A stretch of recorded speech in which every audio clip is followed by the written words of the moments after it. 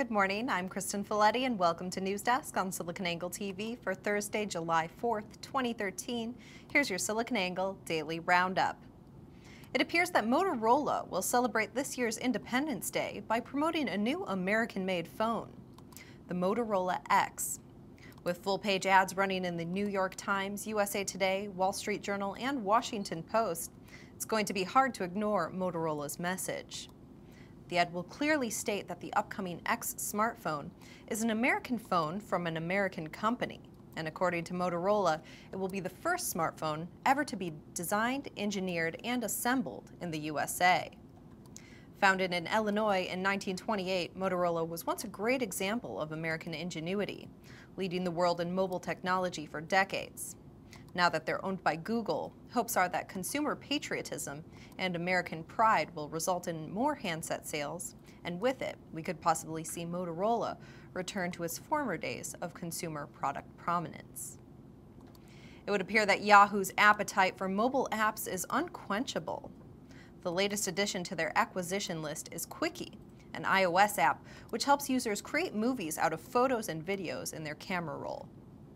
When Quickie first launched, they focused on generating short, auto-narrated informational videos on popular search terms. Earlier this year, the company shifted their focus and relaunched their app with a focus on the user's own content. The buyout was rumored to cost somewhere between $40 and $50 million. Unlike most of Yahoo's recent purchases, Quickie says their app will remain in the App Store and will continue to be supported as a standalone application. Want to get your hands on some bitcoins, but having trouble converting the cash in your wallet into digital cryptocurrency? A new kind of ATM aims to solve that problem by letting users quickly turn their banknotes directly into bitcoins. Previously, users often met with Bitcoin owners in person to complete a transaction. But now, thanks to Lamassu Bitcoin Ventures, the process just became much easier. A prototype of the device was unveiled at the Bitcoin London conference.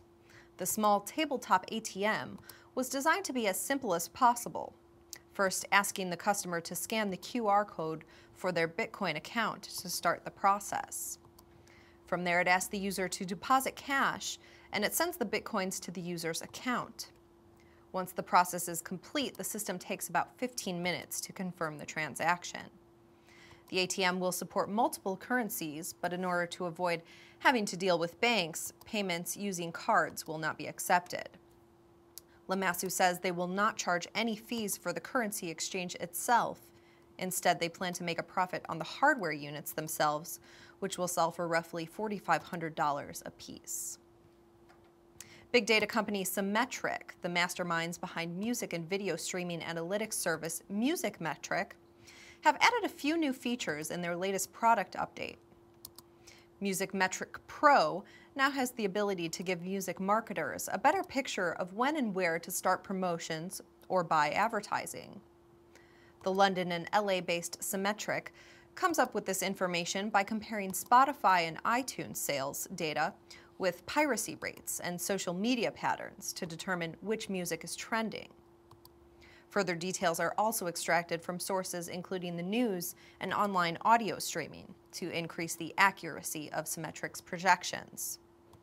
Speaking of the importance of big data on marketing, Symmetric's executive chairman was quoted as saying, "The entire industry is on a learning curve, finding new ways to use its valuable data in different parts of the business.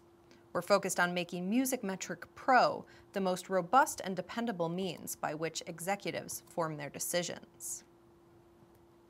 Google has responded to the letter sent by the Congressional Piracy Caucus in May. Congress had numerous questions and requests about privacy in relation to Google Glass. Google's answers may not sit well with the group. It says it has no plans to change its company-wide privacy policy for the eventual public launch of Google Glass. Specifically, it says use of Google Glass will be governed by the terms of the Google privacy policy, and no changes to the Google privacy policy are planned for Glass. The company also revealed that, unlike the Explorer beta versions of Glass, once the product officially launches, consumers are free to sell or transfer it, and they'll have options for removing their content from the device. In addition, should the device ever become misplaced or somehow compromised, users can use their Google account to log into My Glass and initiate a remote wipe of all data stored on Glass.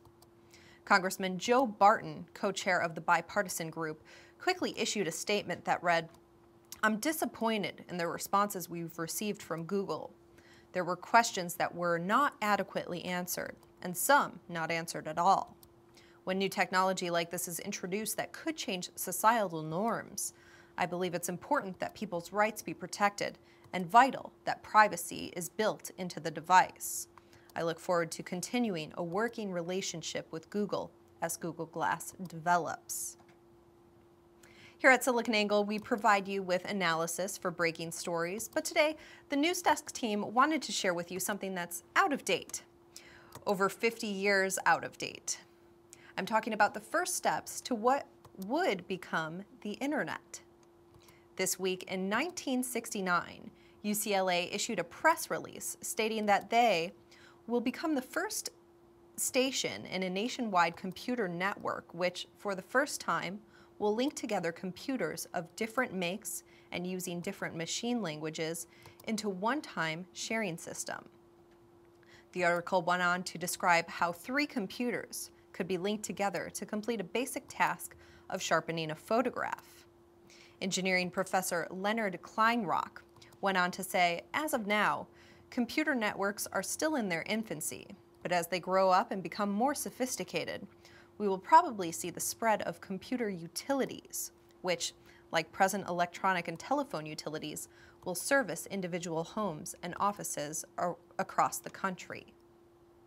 And that's your SiliconANGLE Daily Roundup for Thursday, July 4th, 2013. For continuous coverage on tech innovation and daily breaking analysis, join us mornings beginning at 8:30 a.m. Central here at News Desk on SiliconANGLE TV.